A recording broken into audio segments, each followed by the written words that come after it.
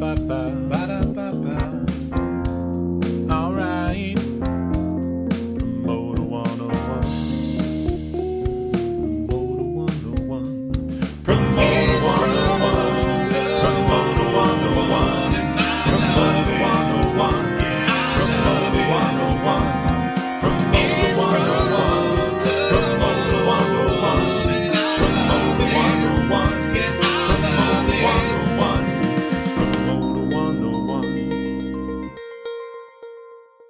Hey, it's Mark David, Steve Strange, Toby Leighton-Pope, Stuart Galbraith, Simeon Galperin. I'm Ralph James. Ted Cohen. Julia Frank. Jeff Goodman. Jamie Adler and Frank Wing. Doug Edley, David Kleiner. Stephen Riff. Tom Chauncey. And we're on Promoter 101. Promoter 101. Promoter 101. Promoter 101. Hello, Springfield. We are the Promoter 101s, and this is the first ditty.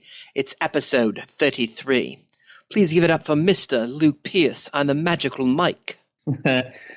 Great to be back, Dan. The Tacoma Dome's Kim Bedier is going to be on. We're also going to be joined by New Frontier Touring's Paul Lohr and Trip Brown, our buddy from Lithuania, the music mogul Renatas Nacajus. Plus, Psyko Steve presents Stephen Chilton, plays 3 questions, and Scott Perry is back to talk about tech. Hi, it's Paula Palazzo from Live Nation Concerts Canada, and I'm on Promoter 101. Happy to go down some details on Promoter 101's live coming up. We mentioned last week that we're going to be in Seattle, and now we're stoked to confirm it's going to be at the Western Arts Alliance, and we'll be joined by ICM partners Andrea Johnson.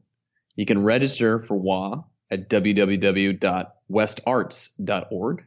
Promoter 101 will be live on October 12th in Boston. We're on campus at the Berklee Popular Music Institute. More information is going to be following that in the coming podcasts.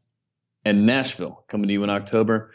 Stay tuned for more details on where you'll be able to see Dan, myself, and some killer guests live. If you want us to come to your town, feel free to please tell your university bookers and conference organizers to bring the Promoter 101 broadcast to your town for a live taping, or email us at steiny@promoter101.net. This is Arielle Hyatt from Cyber PR on the Promoter 101 podcast.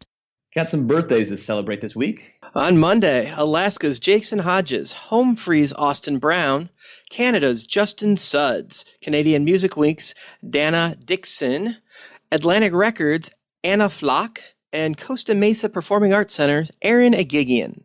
On Tuesday, wishing a happy birthday to the Majestic Live's Scott Leslie and CMT's Alicia Davis.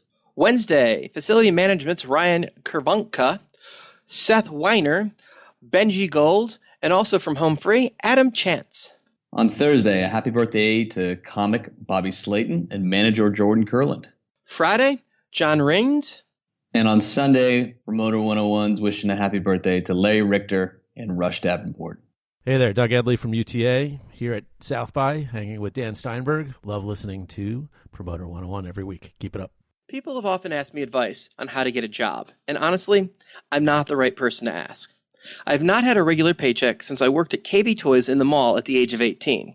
I also believe Emporium would never hire me if I had applied for a job. Don't get me wrong, I'm a rainmaker. I bring in massive amounts of revenues by servicing a large number of clients and events. It's all organically built over the past 26 years by fostering relationships. With that time, I developed skills and knowledge of the industry. I never saw myself as an owner of a company or a leader in my field. With that aside, I carved out my own path. No one offered me a job. I just started doing very small shows in coffee houses on a shoestring budget. I had no money, but I wanted to work in the field. I learned by doing. I helped other promoters with their shows. Oftentimes, they would pay me a little or nothing. I did not feel like they were taking advantage of me. I asked lots of questions. I pushed to be part of discussions. I volunteered for anything they needed to be done and did it quickly and to the best of my ability. I begged industry players to have lunch with me so I could learn about them. I always paid, even if I couldn't afford it. They were teaching me, and I wanted to show how grateful I was for their time. I made myself an unofficial intern at the Ogden Theater in Denver. This annoying kid they could not get rid of, all in hopes of learning the business. I made mistakes along the way, doing my best to learn from them, so I would hopefully become people's preference at some point, and being the gold standard to be client-friendly, and it still is today. If you're looking for a job, I can only suggest you do the same. I hope it works for you as well. Thank you. I'm Gary Smith from Polestar, and you're listening to Promoter 101. It's time for some news of the week. Some heartbreaking stuff this morning as we record the podcast news on Thursday. Soundgarden and Audio Slave frontman, iconic voice Chris Cornell was found dead last night in Detroit following a sold-out show at the age of 52. Our hearts go out to Chris, his family, and the many fans that are out there mourning his loss today. Christian band 12 Stones has canceled their most recent American tour, claiming they never approved any of it. However, main support act on the entire tour, Shallow Side, reports it was all on the up and up, and 12 Stones just canceled the tour on short notice via their Facebook page. Hard to know who to believe, but talent buyers beware. 12 Stones is a lot harder to book than, well, a band you've never heard of should be. Some financial news as the markets yo-yo this week in the wake of the uncertainty of the Trump administration. Sources at Spotify have told Reuters last week that Spotify is considering a direct listing rather than an IPO sometime in late 2017 or perhaps early 2018. This news is coming on the heels of a new deal with Universal Music Group and Andy Merlin that has the company valued at $13 billion. What does this all mean? Well, in a traditional IPO, investment banks are the ones underwriting the sale of new shares to a market, whereas in a direct listing, the company just instead immediately makes existing shares available to the public. So employees and investors can buy and sell. There's no lockup period immediately following the IPO. And it's a pretty interesting move. It's got the added benefit of cutting some of the cost paid to investment banks as part of the underwriting process. And if you recall, last year, Spotify had raised about $1 billion in convertible debt from a couple of private equity groups. And that came with a provision that $1 billion in debt could be converted to a stock at a discount of 20% at the share price at the time of IPO. So sidestepping some stuff. Very interesting to see how this plays out. It's going to have some ramifications for the relationship between tech and Wall Street in general. This could signal that other tech companies might go down the route of direct listings, relying on media exposure and general public awareness of a company to drive that liquidity moment for their companies. Wow, Luke, I'm kind of thinking about it's time to do an IPO for Promoter 101. What do you think? I think we should be doing a direct listing and instead letting the exposure of this podcast drive the value for us here. It's time for us to cash out, Dan. Yeah, I know. It's been a tough 6 months scraping it out. Some other business news. Bloomberg is reporting that Pandora is considering the sale of Ticketfly, a company they bought less than 2 years ago. Pandora had bought Ticketfly for $450 million in 2015 and is now considering the sale of that ticketing service to deliver some much-needed cash to its struggling balance sheet, as well as to refocus itself on the streaming business. There's reported talks between Pandora and SiriusXM about a sale of the company, which are still ongoing. I wonder if there's a discount there if Andrew can just buy the company back, because I imagine he got paid out pretty well. I imagine so as well, too. Be great to get him back on the podcast and talk about this. This is a very interesting time for Pandora. There's also some great articles out there written by our buddy Dave Brooks. You should check him out on Amplifies Magazine. We'll be sure to link out to him on our Facebook page as well, too. That's it for the week in news. Hey, this is Rob Zaffarelli from UTA. I'm on Promoter 101. Wouldn't be Promoter 101 without some tweets of the week. Let's see what Dan said last week. If you're not following him on Twitter, he is at The Jew. An agency cold calling on a Saturday morning? Really? Yeah, this one caught me off guard, but I happened to be at my desk anyway, so it was a fun conversation. Didn't buy the show, though. When you learn an act you have history with is touring by other promoters. It's always interesting when you learn from your competing promoters and friends that they've been pitched acts that you've got the last play in. That's fun. Always impressive on just how bad almost everyone's follow-through is. It is impressive in an industry that's based on repeat business, how much people drop the ball. I think client service is job one, and I pride myself on it. When you're forced to co-promote a show with a promoter that does not care about working within the guidelines, the management is clearly set. It's always an interesting thing when you have to clean up after someone you've been forced to work with. Never my favorite scenario. When a tour plays Yakima but drives past Portland. This one was fun. I always love when a band skips a good market to play a small little tertiary. Doesn't make a whole lot of financial sense usually, but sometimes there's a greater picture. When an agency requests a deposit that they deposited weeks ago. Yeah, that's always fun. First thing you do when they ask when the contract and deposit are coming is you check to see if it's cleared the bank. Then you send them a copy of the check that cleared the bank and tell them that it was attached to the contract, so they must have both, right? That does it for Promoter 101 Tweets of the Week. You can follow Dan at The Jew on Twitter. Hello, this is Sarah Mertz. I work at Eventbrite, and you are listening to Promoter 101. It's time once again for 3 questions where listeners come on the show and get to ask Steiny and I any 3 questions they'd like. Industry, personal, whatever they want. Most importantly, we have not seen the questions in advance. This week we are joined by Psycho Steve Presents, Stephen Chilton. Filling in for Luke this week is Tour Design's Bill Kittle. Promoter 101. Filling in for Luke this week while he's out in Europe traveling with Home Free Lads. Bill Kittle from Tour Design's with us to play 3 questions. And our very special guest this week from Psycho Steve Presents, Steve Chilton himself. Welcome, Steve. How you doing, buddy? I'm doing great today. Cool. So let's just jump right into 3 questions. What do you got for us? Okay.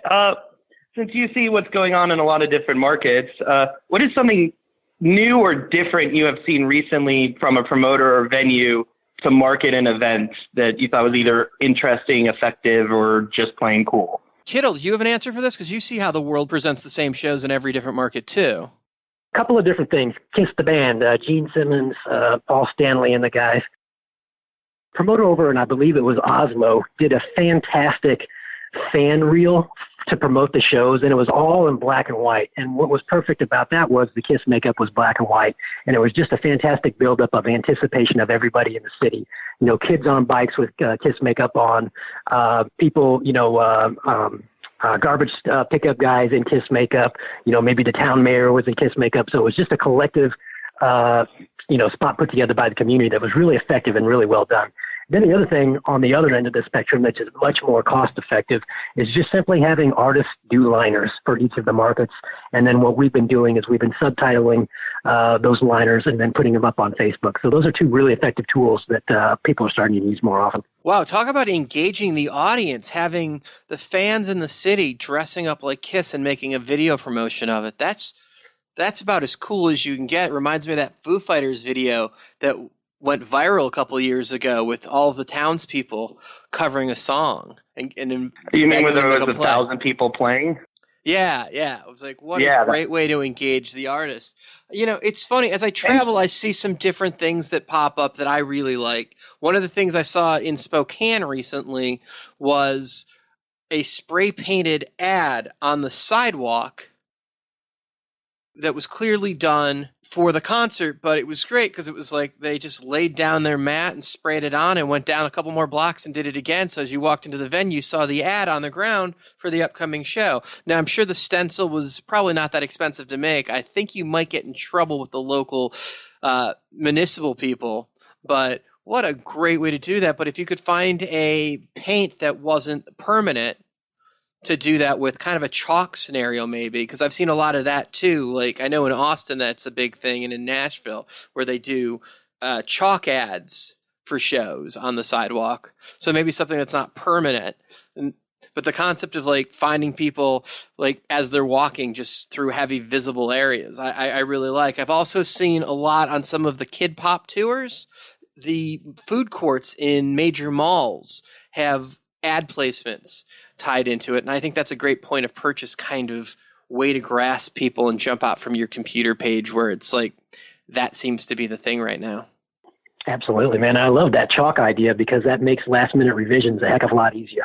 Can you guys do the stencils? Absolutely, we could do the stencils for that kind of thing. What else you got for us, my friend?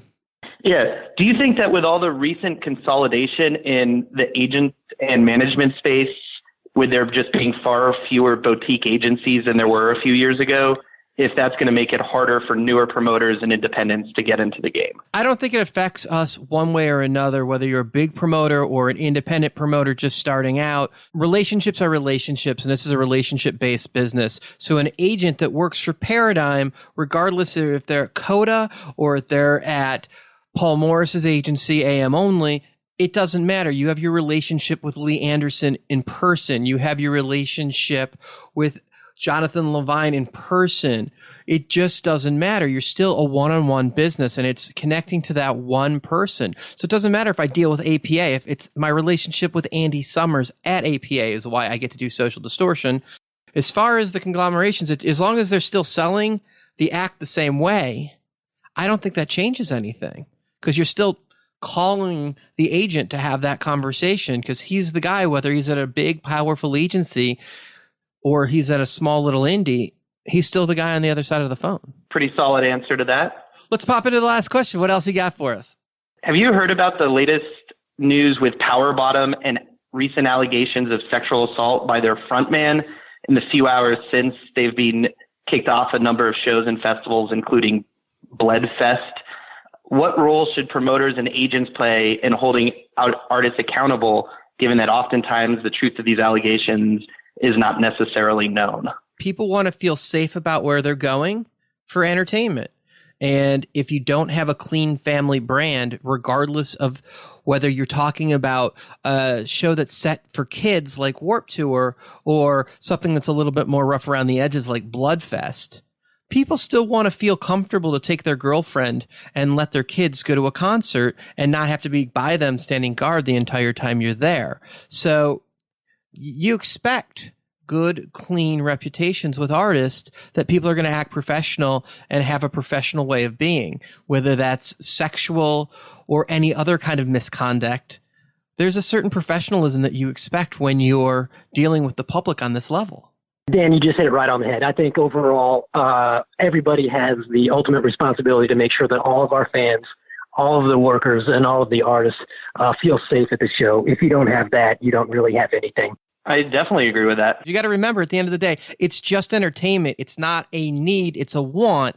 And the second somebody feels uncomfortable with it, they're going to take their dollars somewhere else, perhaps to a movie or to a nice meal. One way or another, we're going to lose that entertainment dollar. And that's something that we need. Create a comfortable space where people feel like they're safe. That's our job as an industry. I want to thank you so much for joining us on 3 Questions, Mr. Psycho Steve.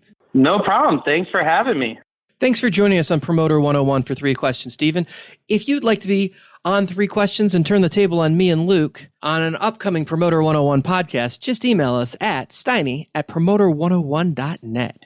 This is John Schultz. I'm Windish. Charlie from Crescent Ballroom. Craig Newman. Dave Brooks. Dave Chumley here. Dave Ratner. John Holiday. Ted Bicknell. Alex. Imong Shah. Elliot Lefkoe. Gerald B. Henley. Harlan Fry here. Jack Ross. Jason Miller. Jeffrey Fox. Joe Escalante. Blair LeBlanc. Martin Atkins. Neil Dixon. Nick Farkas. Paula Palazzo. And I'm on Promoter 101. Promoter 101. Promoter 101!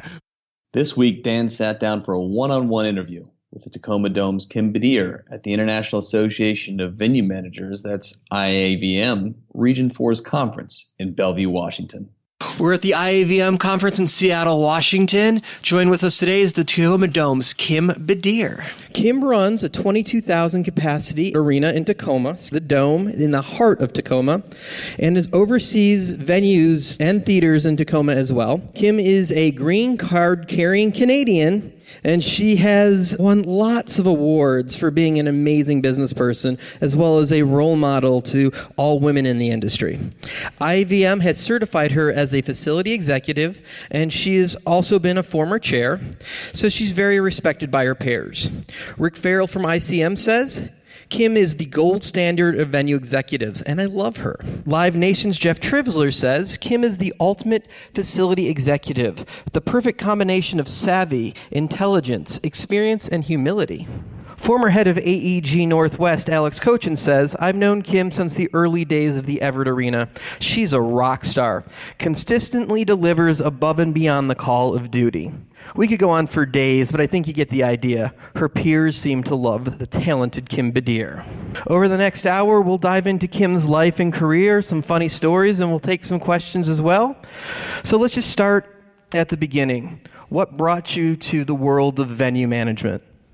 Well, I think like a lot of the people that are out there in venue management today, it was completely by accident. You mentioned I'm Canadian.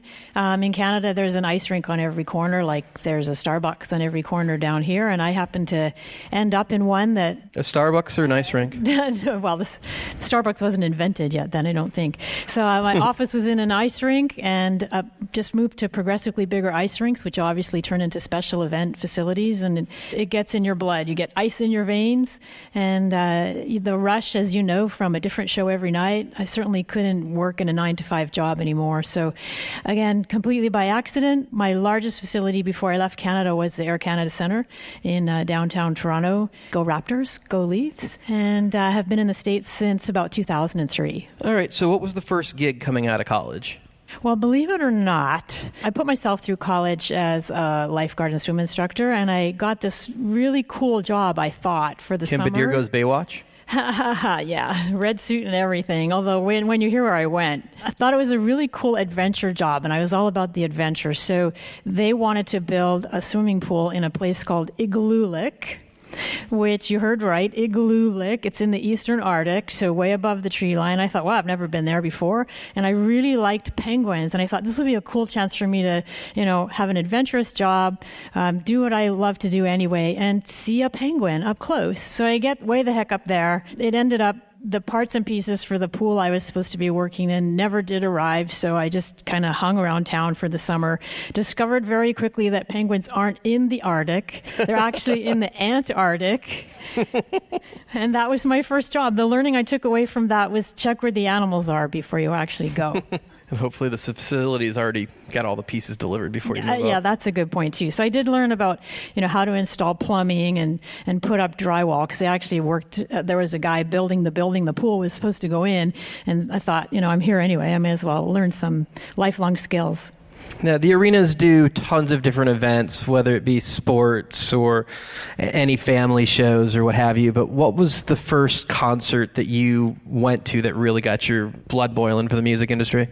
Again, being Canadian, Rush is one of my favorite bands, and that's probably the first real rock concert I went to, and it was in the old Halifax arena, and they lit off some pyro, as bands are wont to do, and it lit the scoreboard on fire, and we all just sat there looking at it. They literally lit it on fire? It wasn't, it was like it an was on fire.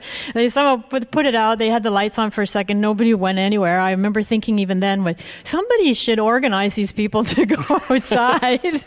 And ended up turning the lights back off, and we carried on with the show. I think I do carry that with me wherever I go. I always check exits now and make sure that nobody's lighting the scoreboard on fire. Make sure that nobody's lighting my scoreboard on fire. Those things are expensive to replace now. They're pretty spectacular now. All right, let's do a speed round. We're just looking for your personal preference. You just can't say both. Fair enough? Okay, fair enough. AEG or Live Nation? I hate it when you do this to me. Yeah, is another choice tequila? All right, we'll skip past that one. Lennon or McCartney? Lennon. Billboard or Polestar? That's another tough one. Polestar, just because I've been able to get to their conference more often.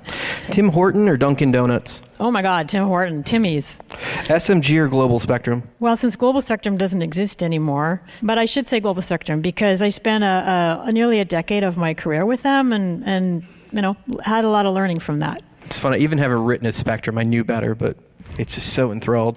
Irving or God? Isn't that the same person? I had a feeling you were going to go there. All right.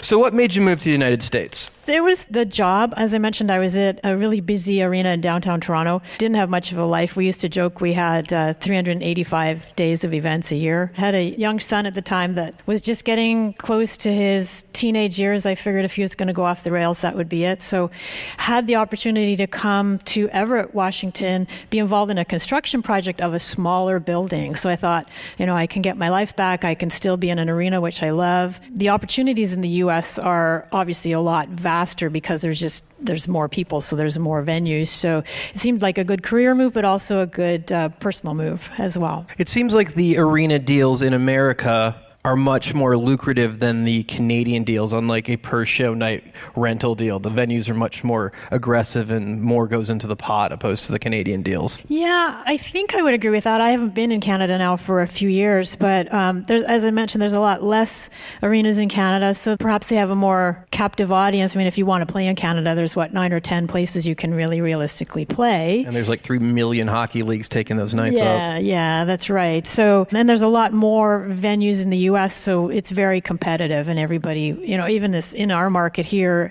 in the Pacific Northwest, there's a ton of places, within shouting distance you could play, and we're all competing for the same business, so we have to cut those great deals. Whereas in Canada, you go to Edmonton, there's basically one arena you can play. So the population difference between the two countries is massive, but there are acts that have broken in Canada that have broken in the States.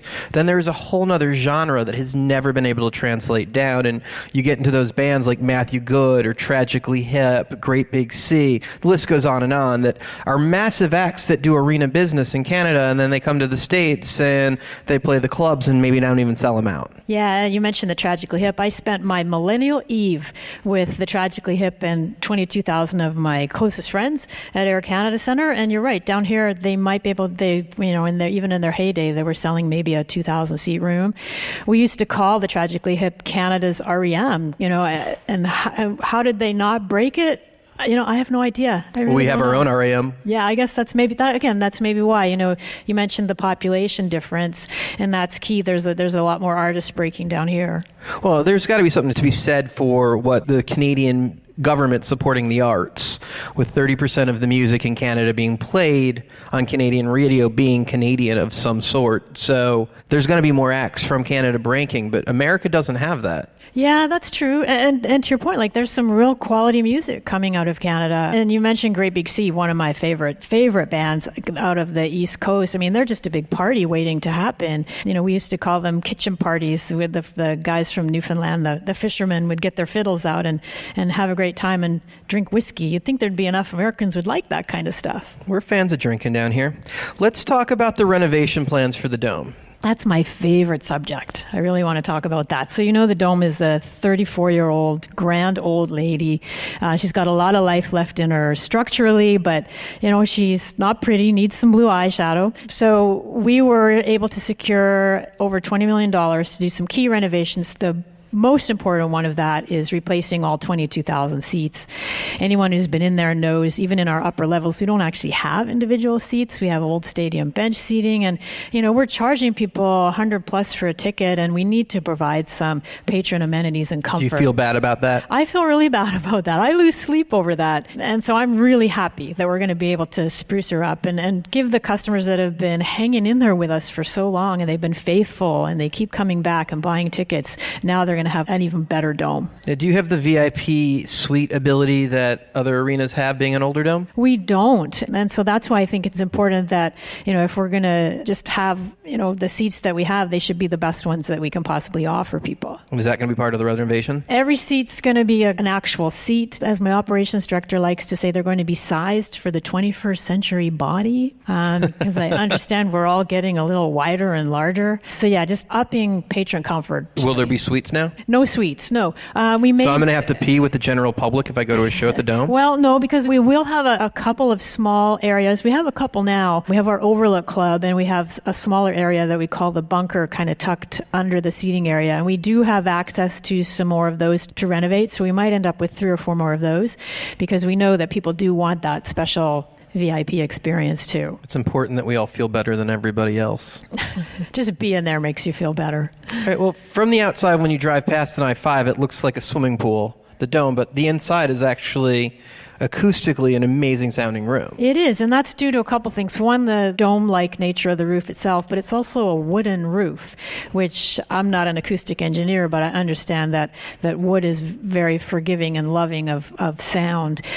We had a smaller event there just past weekend, our guitar festival, and had almost like a black box set up within the dome itself, and the sound was spectacular. The coffee house set up at the Tacoma Dome. Absolutely, yeah. And we can believe see agents all over the world getting the idea for this. It's like we could I hope so. Just do a 500 seat setup in the arena. It'd be great. We do it all for you. And actually, we do pride ourselves on the flexibility of that building. It truly can do anything from, a small black box setup to, a 22,000 seat monster truck extravaganza.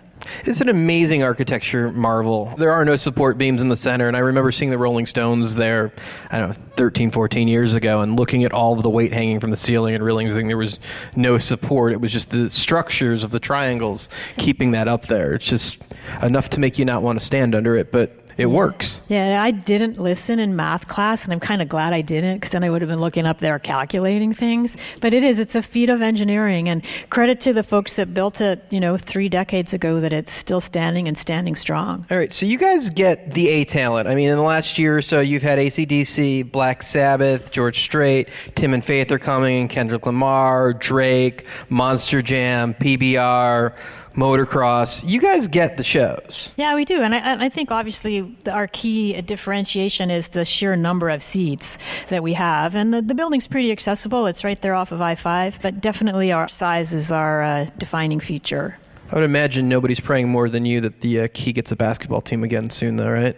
Oh, yeah. We're rooting for as many tenants as possible up the road. Now, there's a concept of a new arena in the market. If they build a new basketball arena, is that a new competition problem? We don't see it as that. We see that we have a niche in the market that we're always going to have. We think we'll always remain the largest indoor venue. But we also pride ourselves in not having a tenant. Music and those events are our anchor tenants. And the more... Tenants can be such a bitch. Well, exactly. Demanding people, wanting things. The more that they fill up the calendar in those other buildings, the more that we benefit. So we're just kind of hanging back. We're watching it, obviously, with great interest. We're rooting for our compatriots up the road there. And, it'd be nice to have a shiny new jewel in the market. But I think by the time anything could get open up the street, we're going to have our renovations complete. And it's not going to be your father's Tacoma Dome. Okay, so how many nights a year are you trying to be working? 364. Realistically, what's the goal? If I could hit 200 on average, I'd be happy. So 200 is what you're trying to hit? Yeah, and I think, once we hit 200, then the sky's the limit. We're not turning business away. Are you on pace for that? Yes, I think we are. And credit to Tom Alexander, our booking guy. He's just really hitting his stride. And our greatest drawback right now is because of our, ancient systems and seating, we have conversion challenges as far as how fast we can do it. And once that drawback's eliminated, sky's the limit for us. Okay. How many shows did you guys wind up doing last year? Or how many events? Sorry. I think we did about 70 altogether. And so obviously we have nowhere to go but up as far as filling our calendar. Okay, and they're obviously not all concerts. You see things on TV like the RV show comes there. Yeah, that's the fuck's right. The RV show? Hey, well, if you want an RV, that's the place to come. I mean, is that like merch? Do you guys get 15% of every RV sold? Oh my goodness, I wish we did, because some of those are more expensive than my house. Yeah, those are pretty spectacular models. That's a multiple day thing, right? It's like a wedding show, but for rednecks? Yeah. Pretty much, I mean, I want to go just to people watch. The price of housing right now in the Seattle metro market, you may want to buy an RV and convince someone to park it in their driveway. But I mean, they must be selling these things at the RV show because they keep doing them, right? Yeah, and I'm surprised. Like, you think with the price of gas or anything, they keep coming back because they keep selling. They keep selling these RVs, anything from like your small little Airstream right up to your Sleeps 12. It's amazing. Okay, but you guys are the hosts for a lot of other things too. It's cheerleading, dance, volleyball, state wrestling. Families come out to see their kids in your room and they connect that feeling. Yeah, it's an amazing community icon. When you think, if you were to, do man on the street interviews in downtown Tacoma and ask if anybody had been to the Tacoma Dome, you'd be tough to run into somebody that hadn't been in there for something. We have done for the last 30 years, basically 20 plus graduations.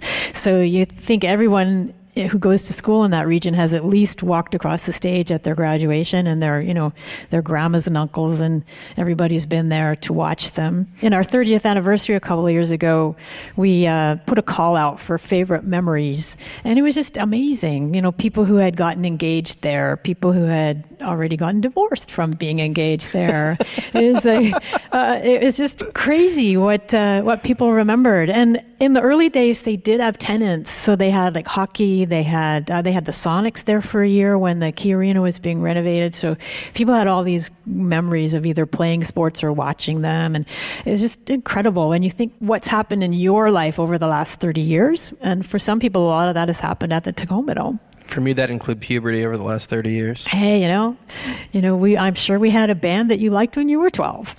Well, and that's kind of a cool thing, though, the whole graduation thing. You could walk across the same stage that you saw AC/DC play earlier that year. Yeah, exactly. And AC/DC was, there 7 or 8, 9 times. And it was it's a real honor to have hosted those iconic artists. I mean, they opened the building with David Bowie, and it's just incredible. If our walls could talk. All right, well, let's talk about, in the last couple of years, the light rail is now expanded out, and you're 2 blocks from it. Has that been a game changer? Yeah, that helps us a lot because it doesn't matter how much parking you have. You never have enough. So, and we have 20 plus thousand people come to our venue. Now we can push them out to the downtown where there's a ton of great restaurants. I mean, Tacoma is really in a renaissance. They've really turned the corner to become a really great city and have the amenities a great city should have. And that light rail, we have a deal with them to make sure they stay open till our events are over so people can get back and forth and they get to see the rest of the city, not just the dome itself. Let's do a word association. I'll give you a word. Just say the first step, a couple things that pop into your mind. You ready? Ready. CAA. Agents. Michael Rapino. King. Again? Canadian king. Okay. King of Canada. Charlie Sheen. I can't just do one word about Charlie Sheen because you can do as many words as you want. It's your hour. When I was still up in Everett, we actually hosted that crazy show that he did, and we were the closing night, and all the strippers came to town, and we're in the front row. It was like one of those things where you're rubbing your eyes, going like, "I got into this industry because."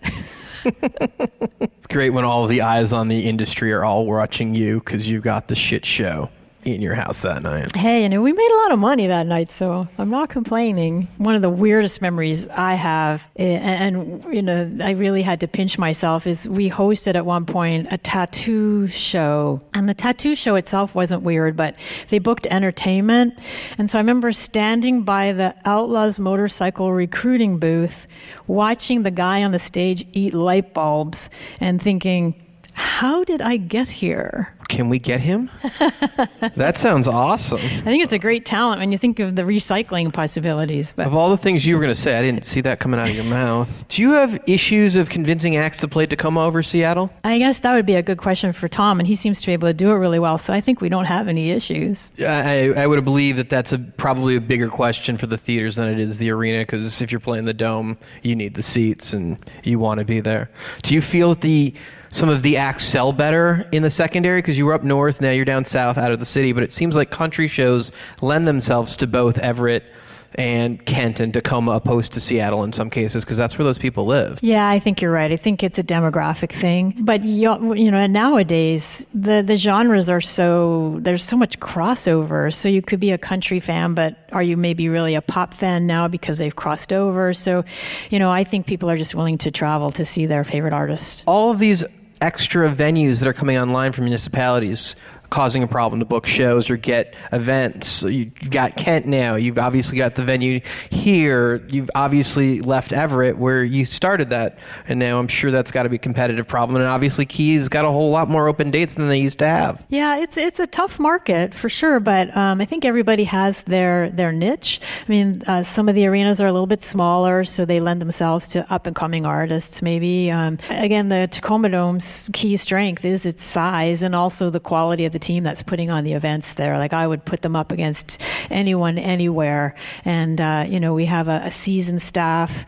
People come and see the same faces and they know they're going to get the job done for them. And I think that makes a difference too. So you've had a long relationship with IVM. You were the chair. They send you to Australia, I believe, annually. What's that all about? Yeah, actually, that's a real privilege that I have. We have a sister association over in Australia called the Venue Management Association, oddly enough. And they have a school over there as well. And each year I teach at our IVM school and was asked to go over there to be a visiting instructor. About 3 years ago, they started a graduate institute program and they brought a couple of us over to help them out with that. So yeah, I am very lucky and blessed. I get a trip to Australia in the fall, and all I have to do is teach for a week, which is my pleasure and privilege to do, to spread the venue word around the globe. Awesome. And you do that every year now. Yeah, and then hopefully they'll keep inviting me back. What's really nice about going to Australia is they're a lot like Canada in a way, is that they have the same queen on the money, but a lot of their buildings are government owned and have never really had to fight for dollars until recently. So they look to the U.S. as doing things that they would never have thought of to do. Like, you'll walk into arenas in Australia that have hardly any advertising, where you would never find an arena that bare here. And so we can bring them concepts and ideas to make them more successful. Things that we've done here that are second nature are still really exciting and fresh and new for them over there. So it's great to be able to talk to them about some of the pitfalls that we've overcome and get them to the place where they can be successful. Interesting. So they're learning from our lead as a country so much. Is there more connection with the association with any of the other European countries? Not as much. I'm chatting with somebody about doing something in Germany with another organization, but not as much as Australia. That's been probably our key partnership. Okay. Let's play 5 questions. Just looking for your first thing that pops into your mind. What's the best part of your job? There's so much good about it. I swear, I know that's a lame answer, but probably the best part of my job is it's different every single day. Okay, and what's the worst part of your job? It's different every single day. What's your biggest career regret? My biggest career regret. And this is going to sound, again, kind of lame. I don't really have regrets. I might have some missed opportunities. You might be the luckiest person in the room then. Yeah, I think if you asked everyone in this room, I don't know that there'd be a lot of people with regrets. You know, we're a pretty happy bunch in this industry. Sometimes I regret not staying in school longer. Like I have a bachelor's degree, but maybe I would be smarter if I'd got a master's. I don't know. Dr. Bedier sounds pretty cool. I like it. I like it. Doctor of something. Doctor of venue management. Best hire over the past few years? Gosh, anyone that I've hired for Tacoma is my best hire. You've got like 10 people in the room. That wasn't fair to do to you here. I'll give you that. Your favorite industry moment? My favorite industry moment. There's so many of those as well. You know, my favorite industry moment is one that I've been able to experience over and over, and that's when I'm standing in the concourse after an event that lends itself to dads and their daughters, so like an early Justin Bieber concert or something of that nature. It's their first daddy-daughter kind of grown-up date, and the little girl's eyes are shining, and the dads are going, "Oh, I made some good points tonight," and it's just so exciting to be part of an industry that offers those kind of opportunities. And I just love it. It makes everything worthwhile. It makes the late nights, the weekends, the time that you miss with your own family, the fact that you can participate in that magic. That's what this industry is all about. Awesome. Thank you so much all for coming. Give it up for Kim Bedier, ladies and gentlemen. Kim Bedier is always on point. Clearly an executive on the move in this business. Hi, this is Stuart Galbraith. I'm the CEO at Kilimanjaro, and I'm on Promoter 101. We're excited to have our own tech guru, Scott Perry, back on this week's Promoter 101's Tech Corner. Promoter 101, we are back at Tech Corner with our good friend, Scott Perry. Scott, welcome back to the podcast. Thanks for having me, sir. Thanks for having me. What's going on in the world of tech, my friend? You know, there's a whole lot going on in recent weeks. You know, Snapchat's always been known for their augmented reality, using these the lenses to make funny things on your face. But in recent weeks, they went wide with augmented reality on the other side of the phone. So if you're pointing your phone away from you, certain images pop up on Snapchat that you wouldn't normally see. So it really makes me wonder, how is Snapchat going to work with, say, the concert industry to create different filters around events while you're watching the show itself to enhance the show? Now, I don't know if people necessarily want to encourage their fans to be pulling out their phones during a show, but if all of a sudden you're watching, say, Flaming Lips with Miley Cyrus, and you pull out your phone and open up Snapchat and all these new filters show up that wouldn't normally show up, it might make for an interesting experience at certain shows. Flaming Lips with Miley Cyrus. Where'd you pull that out of your ass? That's a weird-ass combo. It's happened, man. They've actually done a few shows together, no doubt about it. You know, another big thing going on in the world is Facebook actually shut down their Oculus VR studio. You know, all the time and money they'd spent in building out original content like Disney's Pixar has been pulled to the wayside as they focus on VR as maybe a communications platform at some point, but Facebook getting into the space of original content's just been like kiboshed. Well, it seems like they've got the world posting things up there anyway. I certainly love their feature where you can see the 360 view in somebody's phone feature now. That's pretty cool. Let's go back a second and talk about Snapchat. Now, who's using this? Because it doesn't seem to be guys our age, really. I mean, you're talking about high school students for the most part, right? Oh, totally. You know, and kids just using it to like send funny faces to each other, you know, just showing where they are. And, you know, those images disappear after 24 hours. I mean, it's basically Tinder for, like, high school kids and college kids, right? Well, I don't know so much about Tinder, but I mean... It's like flirting 101, right? I mean, that's what's going on with this thing for the most part. No, not necessarily. I mean, that was always the early talk about it, but people actually do use it to communicate. So, I mean, the main people still using Snapchat are the kids. Now, I mean, there's some reports that show, like, some adults are coming on board as, you know, Snapchat has gone public and stuff, but more than anything... Ever since Instagram launched stories, it totally like killed any momentum that Snapchat might have had amongst adults. Since your friends are already on Instagram as an adult, and Instagram has stories now where you create these stories that disappear in 24 hours, it makes a lot more sense for adults to use Instagram to tell their stories as opposed to segueing over to Snapchat. But Snapchat's still big amongst kids, and they're still adding features for the users. They're still adding a lot more ad tools for potential customers. including a lot of self-serve tools that the ad agencies are really excited to use. So Snapchat's still growing, and they're growing their ad set, but it's going to be really interesting to see what happens in the months ahead with them. So Instagram is, that thing where we're going to more and more. Promoter 101 can be found at Steiny at Promoter 101 on Instagram. Scott, do you have an Instagram account? I do. It's at Scott Perry. I don't post as often as I used to, but I do post some interesting things along the way. Back in the good old days. Let's talk about page 2. That's coming on, right? Well, basically, I think Twitch is going to be the next big thing in the next 18 months. I mean, Twitch is a live streaming platform primarily for video gamers that was purchased by Amazon a couple years ago. So if you go on there, you're basically watching other people play video games, which is great for gaming enthusiasts and kids. Whoa, hold on. These nerds are going on this fucking site to watch other nerds play video games? Oh, totally. It's huge. More and more every day, different people are using Twitch for different uses, whether it's recipes or showing their painting techniques. I truly believe that because Twitch was built as a live streaming platform first, that it's going to gain a lot of share that people like Facebook Live are trying to accomplish. And because it's owned by Amazon, it easily segs into your Amazon Prime account, so you can watch a lot of live streaming on your TV set.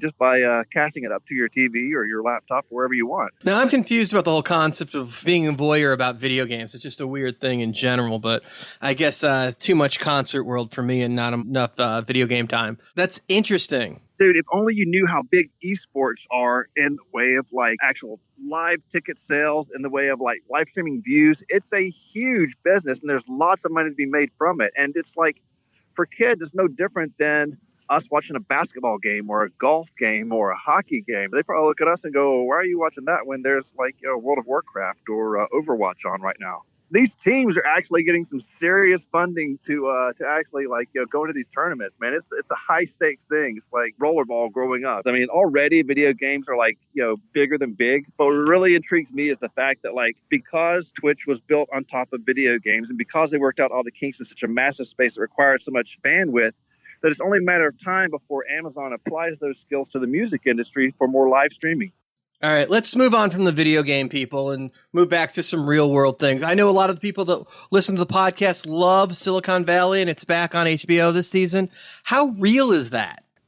A lot of those situations are based on real experiences. I haven't seen any of the new episodes this season yet, but they have a team of advisors who come from Silicon Valley who consult with the writers on a consistent basis. So the kind of stuff you're seeing, the kind of behavior that you're viewing and laughing at is not so far-fetched from real life.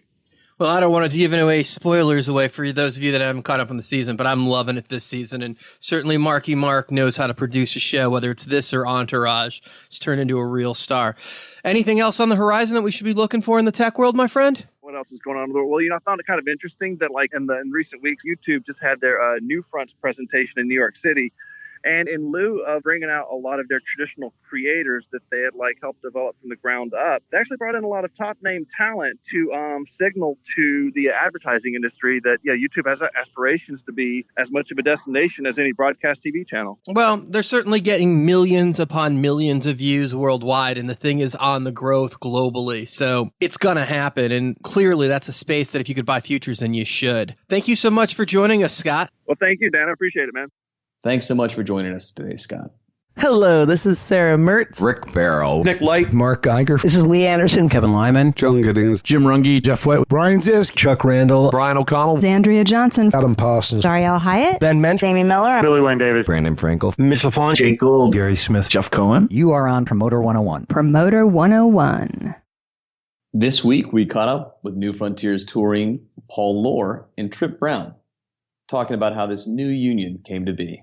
All right, Promoter 101. We've got a great couple of guys. Trip Brown and also Paul Lohr have come together at New Frontier Touring.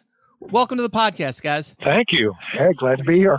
So we're excited that Trip has joined the Nashville circuit and is part of New Frontier. Tell us about that, guys. Yeah, I came in here about a month ago. Paul can fill you in, but I moved from Ventura to here in Nashville 4 weeks ago. I've been at the company for 4 weeks, kind of heading up the festivals, concert series, fairs, special events booking, and glad to be here. Loving the company, loving the roster, and I've always been a big fan of Nashville, so I'm glad to be here. Well, something clearly going on in that scene where it's pulling all these massive people from the different sides of the country into Nashville, and guys like Jonathan Levine leaving the beautiful world of Monterey to come there. Now you, and I know there's countless others. Joe Atanian as well. Yeah, Nashville in particular is a music city. Nothing disparaging about Los Angeles or Southern California, which also is an entertainment city.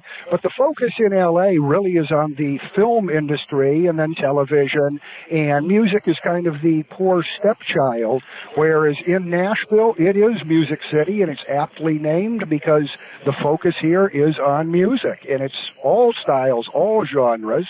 Artists of many different styles are moving here and living here, and it's a very good atmosphere for the industry and for the artists in this city. Excellent. Paul, how did this come together? Well, when Tripp was contemplating loading up the truck and moving to Tennessee, we started talking, and, like all things, takes a little bit of time to work through the process, but because we do things here a little differently, we're on an account basis rather than territorial. So, but yeah, that's simple stuff. It's not rocket surgery.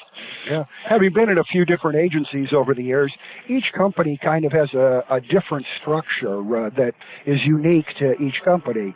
Some are broken down geographically, where each agent books everything in his territory. Sometimes within the territory, it's even broken down by the type of event, whether it's an arena, an amphitheater, a club, a theater, a PAC. In other companies, each agent books his own stuff all across the whole country, and some are kind of a hybrid of the two systems. So we're still in a kind of a learning curve as I get settled in and acclimated here, a little different than what I've been doing previously, but I'm excited about the opportunities, and so far it's going incredibly well. Sounds like you guys are on the move. I love it. So some of the acts that Paul has handled for years are Avets and Riders in the Sky. Who are you bringing over with you, Tripp? Well, the acts that I was representing previously aren't really the type of acts that we're looking to book here. I don't want to single out anybody, but I'll be starting kind of fresh here. And as I said, I'm going to be initially booking everybody on the roster in festivals, fairs, special events, concert series type of stuff. Nothing disparaging against some of the acts I booked previously, but they don't really fit the format of what we're doing here, so consequently, I didn't bring anybody with me. I've always thought Paul could book anything. Yeah, we all are as agents. Yeah, but you try to be everything to everyone, and you become nothing to no one, so the best to kind of focus on. Jack of all trades, master of none. Cookie cutter wisdom coming at you from Nashville today. I love it, guys. Excellent. So anything exciting we should watch for? What's on the New Frontier roster that people should be watching for that's coming at us? Well, Highly Suspect is just exploding, and a little shout out to Greg Little in our Atlanta office. He's the point person on that, but Grammy-nominated rock band and just crushing it coast to coast. So really excited about that. Perhaps two of my favorite new albums in recent years are coming out this spring. One is the band Fastball, who, in fact, some people said, oh, they're still around. There was a thing in Rolling Stone recently about 10 bands you thought that broke up but never did. Number 8, Fastball. Basically, the guys, they release an album that takes some time, but about every 5 years. So they've been consistent for 20-some years, and this new album is just brilliant. If you are a fan of harmonic pop rock along the lines of, dare I say, John Lennon and the Beatles, and maybe even little Elvis Costello mixed in with the Ramones, that kind of vibe, it's just spectacular. I can't stop listening to it. And then the second one, it's in the heavy rotation in my car right now, is the new album from the band of Heathens called Duende, and it's got everything from Motown vibe to kind of this one song, The Green Grass of California, reminds me of the Byrds and the Flying Burrito Brothers. So that's the music that's exciting me right now. Yeah, Band of Heathen's new album is currently at number 4 this week on the AMA charts, Americana charts. It's been debuted at number 1 a couple of weeks ago, and here we are 4 weeks later. It's still in the top 4. Yeah, basically, life is just too short to listen to shitty music, so Well, I've noticed that that's always been something great where, Paul, you sign bands based on live shows and not so much what the charts say or what the vibe is in social media. It's always been, do they have it live or not? Exactly. I mean, let's face it, where the rubber meets the road in our business is the live show. And if a fan, or not even a fan yet, but if a person goes to a show and is disappointed in the test drive, they're not going to buy the car. If they come away saying, wow, that was one of the better live shows I've seen in a long time, they're going out and telling people and they're coming back. So it's the radio promotion guys that represent the recorded aspect, and agents represent the live performance. So we got to have strong live shows to continue to do business for any kind of length of time. Well, in a changing business, as the record companies, their budgets have been slashed and they aren't what they were in previous generations.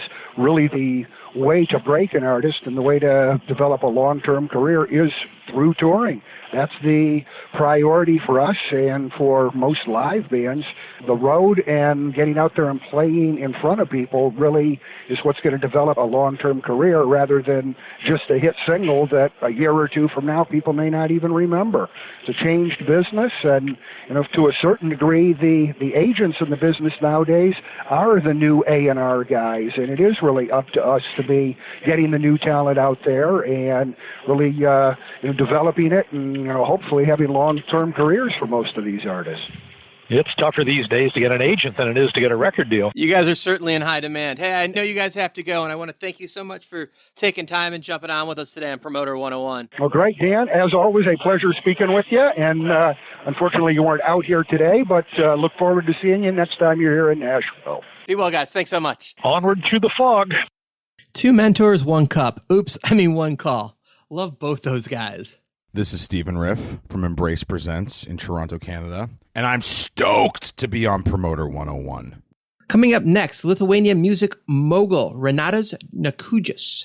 Promoter 101, we're coming to you from ILMC, and I've got one of my favorite promoters of all time, venue managers. Like you guys do it all. You run Lithuania. Welcome to the podcast, my friend. Yeah, hello. Happy to see you, Dan, again. Hopefully, we wish to have more meetings yearly basis, but all of us are busy, so ILMC is the really nice place to meet with the guys you seeing a long time ago. So you and me know each other through social interaction and hanging out in the bar, and we've become friends. Our work lives have yet to cross, but there's a brotherhood amongst the entertainment business. Whether you're in Lithuania or America, we do the same things and we bond because we have similar experiences. Yeah, I think mainly we have difference in the markets, different people attitude, we have difference selling the tickets, but end of the day, we're doing the same thing in different markets.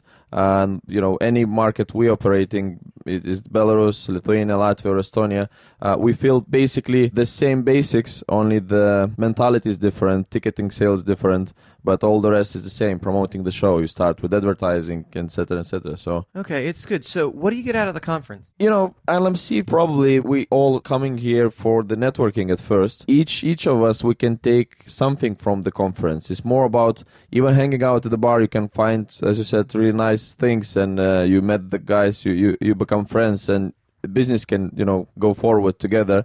You never know what can happen. But from the conference, each panel you can find something interesting. People sharing the experience, people sharing their knowledge, people sharing things they're doing, and you understand that you have the same problems and somebody already solved like this or tried to do like this. So even the same IPM, ILMC, you can find really some practical things you can use after. Okay, now you are a people person. You work the bar really well. You clearly have people skills, and your next level as far as your communication skills, that's got to play into how well you're able to bring acts and bring business into your area. I think all of us, the promoter, should be the one surrounded by people. We are all surrounded by people. If you are a person who hates people, I don't think you can work with the people, and I don't think you can promote something in general. So it should be a communicating person, yeah? For me, it's really important to be surrounded by nice people. That's what I'm trying to do, to have friends hanging out together and so on and so on. It's not because, end of the day, we're spending our time working a lot, doing lots of things. End of the day, we want to relax and have really good time, and only with the good people. So what bands have you worked with that our American audience would know? Oh, we worked with different bands. We had Lenny Kravitz, Enrique Iglesias. We worked with Bryan Adams and so on and so on. I mean, different artists, more or less from top one to smaller ones. I would say all of them are really nice people, end of the day. You know, they're doing different work. Okay, and your smallest shows of the year sell roughly how many tickets you sell on the small side in your smaller shows? Smaller shows, for example, starting from 1,000, 2,000 tickets per show. And then the big stuff for the year? The biggest we had, this 360 show in Žalgiris Arena in Kaunas, was 21,000. It was unbelievable. It's Lithuanian artist. Nobody ever believed, like 10 years before when he said, I'm going to be the one having 1 million from one show. Everybody was laughing. But end of the day, he did it. He reached the target. You know, he did it by himself. He just fired his management and he did it alone. So, I mean, this show was something amazing. Starting from crowd control, there was, you know, lots of young audience, so we need to take care about water and stuff because they come really early from early morning and they wait all day. So last year, or maybe 2 years ago, you told me about Alice. Yeah. Can you tell my American listeners about Alice? Yeah, this is amazing show we had. Chris Norman, we sold it around roughly 40,000 tickets in Lithuania. Who the fuck is Alice? So we did it really great show together with orchestra. We toured the cities and it was amazing. I mean, he was really, really surprised because he's one of the old artists, you know, and it was good promotion. It was good time. We did not expect to have that amazing. Alice sold 40,000 tickets. In Lithuania, where we have less than 3 million people living. So it's something. Amazing. Okay, so what's coming up this year? What's exciting? What are the big shows in Lithuania? Now we have some small shows like Imani, amazing artists. We have some smaller shows because also we started to promote some small artists, you know, to grow up the market. We're trying to get LP to the market. Unluckily yet, but working from that. So this is American artists, you know, probably. We don't have big shows confirmed yet. We're working on to have Castle show in small city Trakai. There will be Erasmus, there will be different artists, but not that big tours yet. So hopefully 2017, end of the year, should pump it up something. Excellent. Well, I want to thank you so much for taking quick time to talk to us on Promoter 101. Thank you very much, Dan. Renatas is a great guy, an awesome hang, and he's clearly on the move on the world stage. Hi, this is JC, Jeff Cohen from Toronto, Canada. Collective Concerts, Turf. Used to be Against the Grain, and I own the legendary Horseshoe Tavern in Lee's Palace, and I'm coming to you from Promoter 101. I'm so sad that we have to come to the end of our podcast. Well, cheer up, Steiny. We're going to be back. We've got some amazing guests coming up on future podcasts. We got Ted Cohen, Stuart Galbraith, Errol Hyatt, Steve Riff, Phil Rodriguez, Jeff Cohen, Sean Edison, Brian Zisk, Paula Palazzo, Chuck Randall, Rob Ziffarelli, and so many more. If you have any thoughts or feedbacks about the podcast, we want to hear from you. Send us an email with your ideas at steiny@promoter101.net. Keep up with us on Twitter. I'm at W. Luke Pierce, Dan is at The Jew, and the show is at Promoters 101. Be sure to subscribe to Promoter 101 wherever you podcast, and please help us spread the word and tell all your friends. And if you missed any of the past podcasts, you can always catch up at promoter101.net. Good night, Springfield. There'll be no encore. Hey, this is Rob Ziffarelli. Addie Ann Tarleton. Paul Lohr. Phil Rodriguez. Rick Greenstein. Renatas Nacajus. Rob Pellet. Rich Mills. Sasha Bombaji. Seth Hurwitz. Steve Martin. Whitney Bond. This is Trip Brown. Wayne Forte. Steve Zapp. Trevor Solomon. Live on Promoter 101. Promoter 101. Promoter 101.